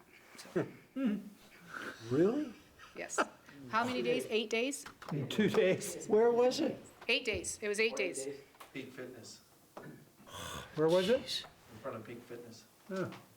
So, Maybe we need you'll hear this a concrete lot in barriers. if you happen to serve in any cities, and I've worked for a lot of smaller cities across northern Idaho, that generally street departments don't love things in the middle of streets. Like trees and lights, but we planned ours that way, so, so a lot of times those get damaged or then they have to be replaced. Okay, moving on to Public Works, unless there's any other questions about streets. Public Works is the, another major sector of our Public Works facility, and this is where the council may recall, and if not, I'm gonna be so excited to remind you of our major investment that started with a novel idea supported by our legal counsel and our staff to engage in a public-private partnership with landowners and developers who needed to exercise an expansion within the gravity sewer main, force main, and a new lift station for the H6 basin. And that project was roughly $20 million-ish, maybe a little less. And we partnered with the developers that make up a majority of the Hayden Canyon subdivisions, and we're able to essentially come together and kind of co-build this facility. And that will hopefully come to you guys in a meeting soon to accept all of that infrastructure through a resolution. So we're looking forward to bringing you that. It was a big project. It was a big deal, and it's a pretty exciting place to be at this point now, where we're saying we're done with that for the most part. And in addition, anytime we think about Public Works and the sewer side, we're thinking about how are we maintaining that system, how are we keeping it operational. And council may recall we invested in a sewer van, I guess of sorts, a TV van, and you'll see that it's been out working. That CCTV is out there putting cameras in our sewer lines and inspecting those sewer lines to make sure that they are not leaking or are still performing well. And then as part of that as well, we typically in cities will have rotations of when sewer mains are flushed. So that way we make sure there aren't any issues that could potentially bubble up. And we were just talking about today how I've seen 2 sewer geysers, and they're not fun to have to go through. So, thankfully here, not here, but elsewhere. And then, as the council recalls and has heard multiple times over the course of last year, we started the dissolution process, and that's been initiated, something that was a #1 priority I learned of the council previous of my taking over administration.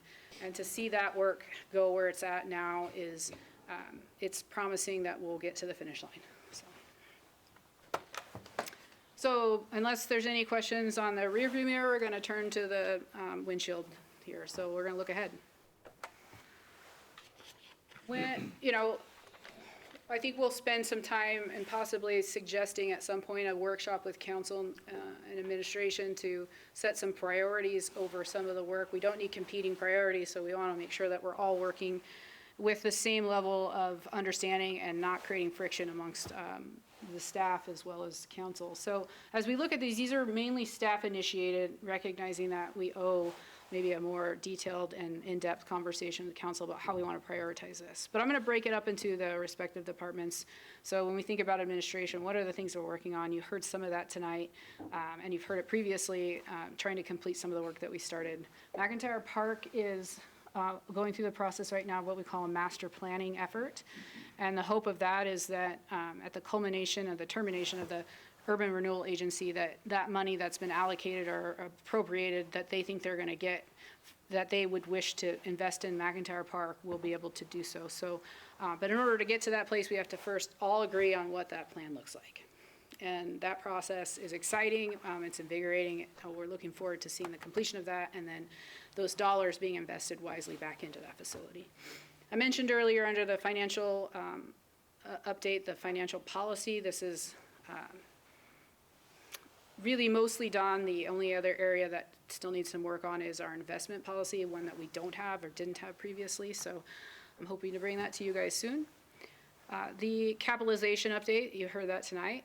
That's an exciting endeavor to get done. So that's taking all the investments, the 20 million plus whatever projects were done ahead of the H6 basin and making sure that we're getting back out of that, the cost of that improvement back to the connecting users of that system. So those would be new future users.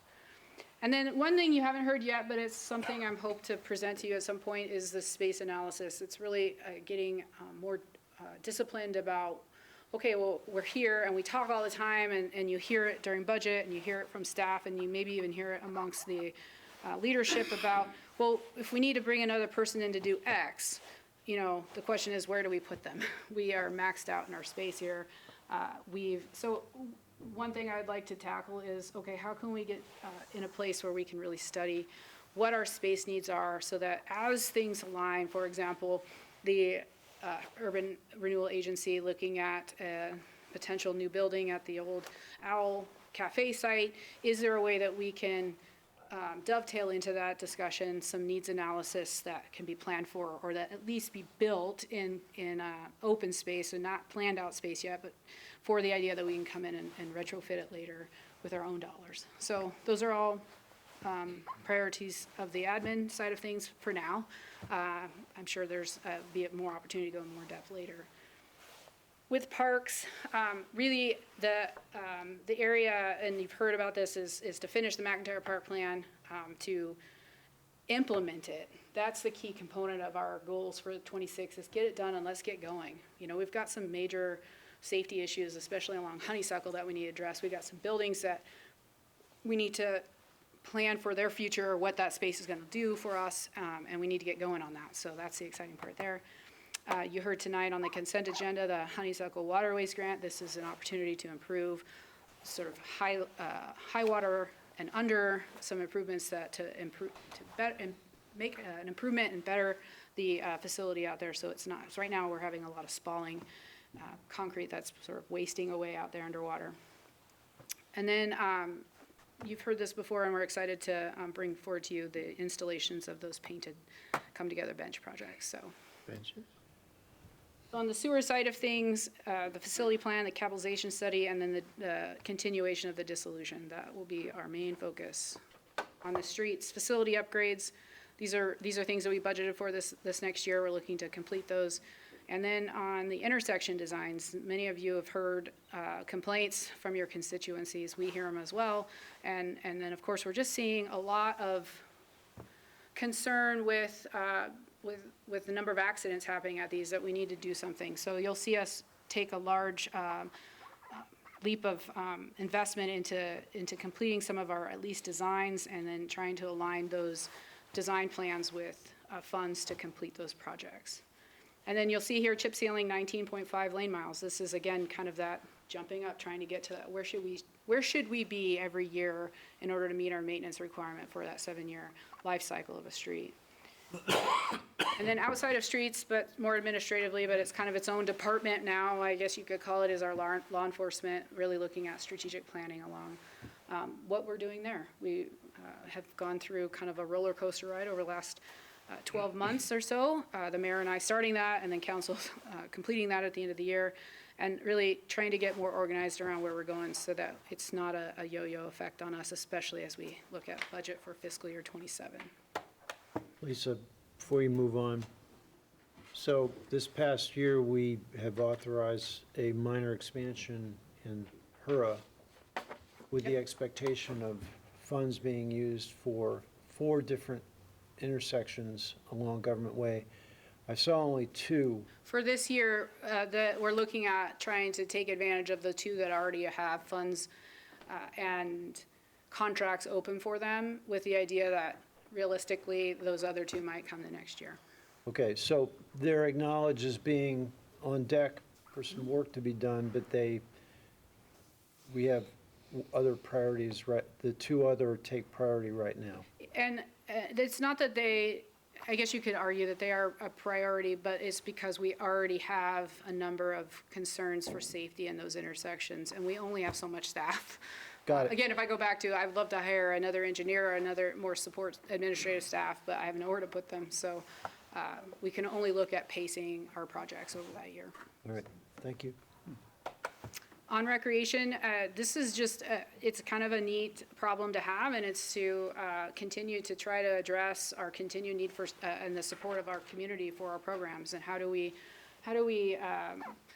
support our community in that area. And that's something I look forward to challenging our director with and the council with, and then we will likely review our fees associated with non-residents to try to bring some commensurate cost for the, the subsidies that are made in the recreation department to support, have the non-resident fee come in with a reasonable rate that they're paying for that, so.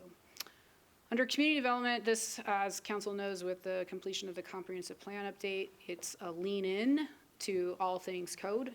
And so we'll be looking at, in particular, these are just 3 areas. It doesn't mean that they're the only areas. It's just 3 areas that have been sort of prompted the need for a comp plan update, and those are listed there. There'll probably likely be more, if not already happening at this point. And then, this is under community development, but it doesn't necessarily have to be, and that's the transportation and parks master plan. 2027 will require us, if we're going to keep our impact fees for transportation and parks, we have to reevaluate the impact fee, but we can't do so unless our transportation plans are updated. So those will be questions coming to you likely in this next budget year.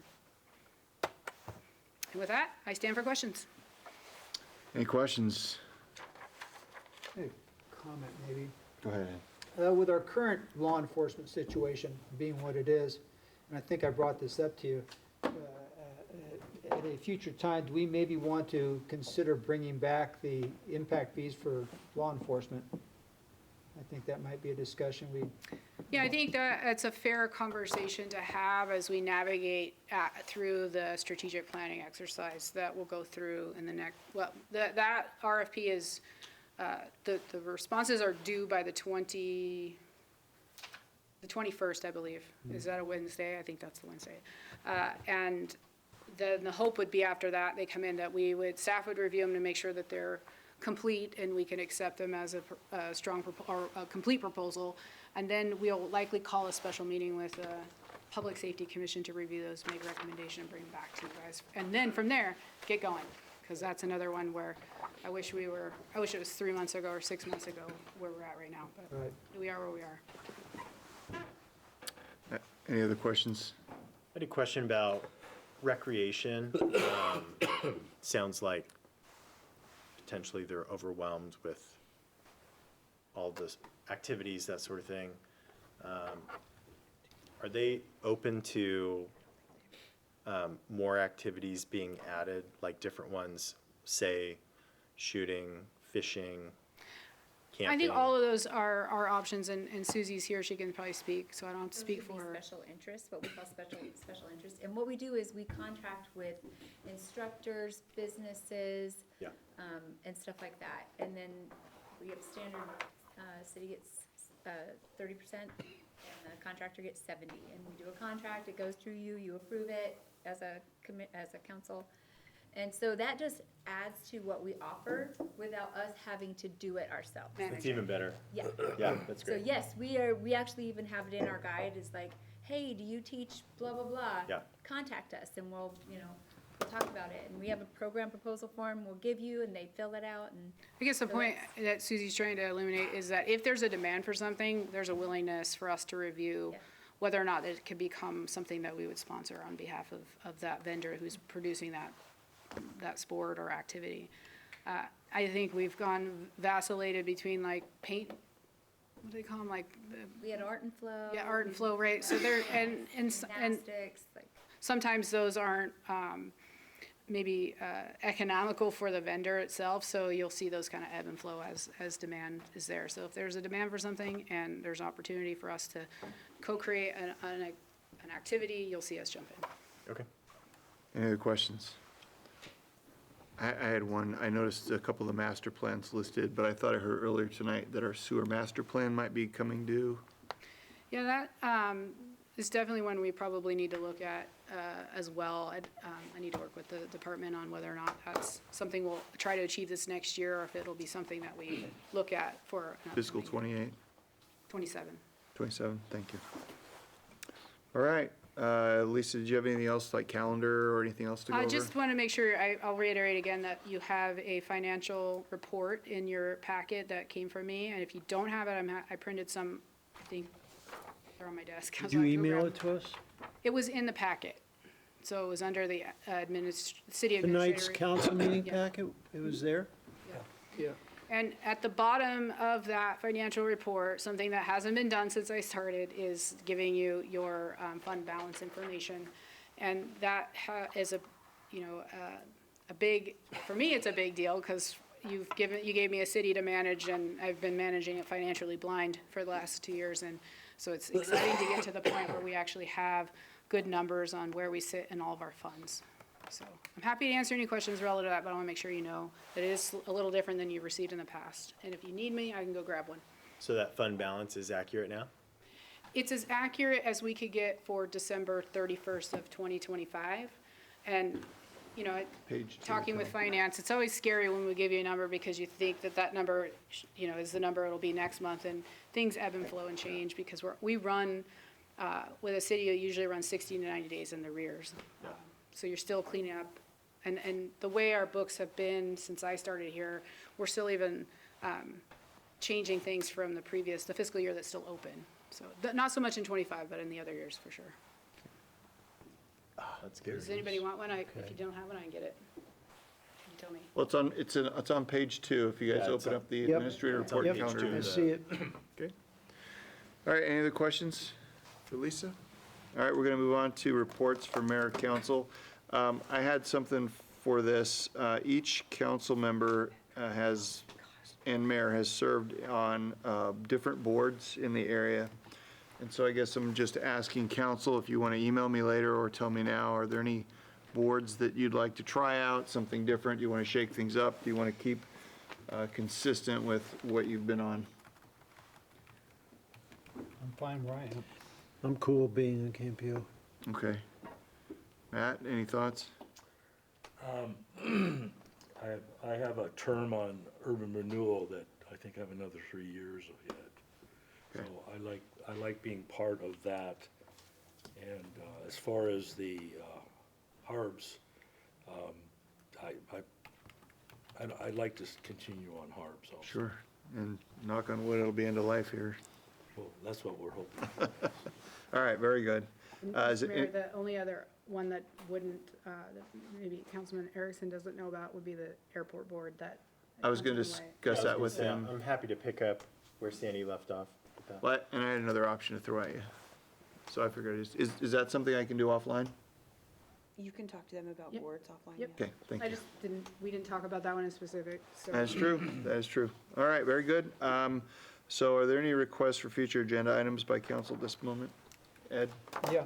I don't know if I brought this up before, but I've noticed that Commissioner Matari uses I keep calling it the courthouse, the county building, to have his community or town hall meetings. And I'd like to put it on for future discussion is the ability to possibly use this room for community meetings. I'm having one at the library next week, I guess it is. And I'm trying to understand why it seems the commissioner can use the county building there. I don't know what the logistics or dynamics or whatever it are, but I think this would serve as a much more professional, centralized location for people. Heck, close everything up. If we have to alarm something, I can't see how difficult it could be, but I'd like to have that for a future discussion. Okay. We put that on the agenda in the future. So for clarification, it would be a discussion regarding any elected then utilizing the Yes. space for town hall, not just you No, specifically. yeah, anybody, yeah. Well, it would be anybody. Well, any elected. Well, they could restrain it to elected, but yes, let's be real clear on what the action item is, or what the discussion item is. Any Hayden elected using chambers for, But I don't know that it can then be restricted to just electeds. It might have to be appointed, it might have to be commission members. This is a bigger issue, and just because it's being done at the county doesn't mean it's correct. well, that's why we need to have the discussion. Yeah, you could open up a can of worms you don't mean to accidentally. Well, we'll have that discussion, I guess, it's just the time to have it. But to the extent that you're asking me to provide a legal opinion regarding whether or not it's appropriate for electeds to use the public space for private town hall meetings, that is privileged information. That is not appropriate for a public discussion unless the council takes a vote to release that privileged analysis to the public. So this is a bigger issue than just having a conversation about it. You lost me, I'll be honest. Do you want staff to produce an opinion on the use of a public space, city hall, for private use by electeds? That would be, to be given to you as a privileged communication. I think that's maybe more or less where we should start than just having a conversation where it's. What is the privileged If any- communication that any- we're talking about? Any legal opinion I provide to you is a privileged Okay, communication. between you, yeah. It's attorney Not client. what I might discuss in my community meeting. No, Yeah, yeah, nothing okay. about what you're discussing. Okay, yeah. So if you're asking for a legal opinion on the appropriateness of the use of this space, that would be a privileged communication. Would that be and I like an would executive provide session thing?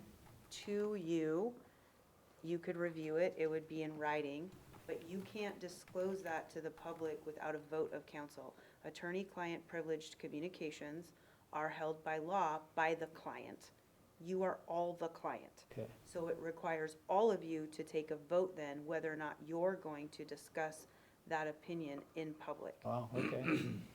Yeah, that's fine. Does that sound reasonable, council? Yeah, let's do that as soon as possible. Yeah. Okay. Yeah. Are there any details that council would appreciate legal counsel providing up front in that analysis? You're gonna get a written legal opinion from. Something tells me, yeah. Okay. All right, fair enough. Because what it has to outline is the obligation by the city entirely then of if you were to go in one direction or the other, who would be entitled to have the same level of access. Okay. All right, thank you. Are there any other requests for future agenda items? Yeah, Mr. Mayor, I'm going to pontificate a little bit here. I did briefly broach Lisa about this right before tonight's meeting, but I've heard a couple questions that make me think that maybe this is an important thing. The city spends money doing studies. The city spends money with engineering firms supporting the work that the city does.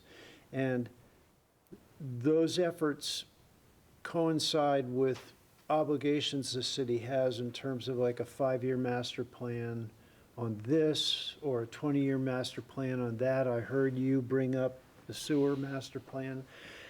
And I think back on my private industry experience where we were endeavoring to go into a large-scale multi-million-dollar project, and the project manager will put together what's called a Gantt chart, which shows all the dependencies. And I'm wondering if the council feels it would be important so that we have the big picture of what is happening and where we are in the timeline of like seeing a large Gantt chart of all these different studies that we do, how the money that the city is being spent, where it goes to support what master plan, so that we can at least, we're better equipped in terms of knowledge for responding to constituent questions. And does anybody else feel like that's something that would help do our jobs better up here in the dais? Did I explain myself well? You want the life cycle of the planning efforts, when the last one was approved and when the next one would be slated, in what year to be reviewed? Yeah, well, not only that, but the city spends a substantial amount of money to a couple different engineering firms in support of the work that it does, as well as we spend a fair amount of money on studies. Sometimes I get lost in the weeds, seeing how that money is spent and where it provides fruit down the road. So just some sort of like infographic? Yeah. Yeah, I don't want The to. challenge I have is, right now, just thinking it out, is you'd almost have to do it by fund. You what? By fund. Because each fund that we pay for these out of Right. has, Is this too complicated a thing to ask no, for? well, I think it's worth having a conversation offline about ways that I can support what you're looking for. And if you feel in that learning opportunity that it would be good to share with not only the other council members, but also the public, we can have that conversation. Okay. I think the other thing that would be fruitful out of that conversation, thinking of new council members, is what plans are they inheriting that are already adopted as a new council member? And are those plans, are they gonna have any say, I'm looking at Councilmember Erickson at this point, having any say in the redevelopment or updating of any of those plans while they're here, or are they stuck with them? Because I think that's really also what you're looking at. Yep, yep. I don't know if this is in particular what you're talking about specifically, but it sounds like, you know, we have certain things that come up and we say, okay, we need to do a study on it. And like an individual topic that might not be related to a sewer plan or this or that plan, and we have one of those coming up, type situations. And when we have those, and I know that in particular, there are some who rail at why are you doing that? You know, and I don't know whether, you know, that can be, is part of where you're going, you know, why are we doing these, you know, not specifically related to the sewer or to this or to that, but in particular, this law enforcement, where we have a RFP or whatever out, you know. Some people don't want us to do it. You know, how do you explain it? And, you know, in your Gantt chart, are you talking about including? But the only thing I worry about a Gantt chart is that it's going to be specific to a funding source when we have, what, 14 funds or something like that, so. And some of it would these, just and be these really studies difficult. are paid for out of a variety of different funds. So it's not like general fund dollars all the time to pay for a study. Most of the time, it's not. Case in point, the approval tonight to submit the grant application and the funding support for the Honeysuckle Beach comes out of a different fund, and that memo is supposed to give you guys clarity about where those funds are coming from so that you can track those in the reverse. Now, that said, I'm not saying that we can do a summary level by fund of active contracts. Like you're not gonna make me go back, or you don't want me necessarily to go back and pull up the contracts that we completed last year. So that'd be like the HURA expansion, that one's done. And unless I'm hearing otherwise, we would just look at active ones based on fund. I'm content, if it's okay with the rest of the council, that I meet with you one-on-one to see if this is even feasible or not, because the first thing, I don't want to add a burden to the staff already, but I'd like to explore the idea of whether or not we could see sort of a big picture of, Well, I think it's a good exercise. I don't have any problems doing it. It would take some time. is that all right with you guys? So Tom, the two things I thought of, one, having something for each of the major projects like law enforcement or sewer upgrades or whatever is good.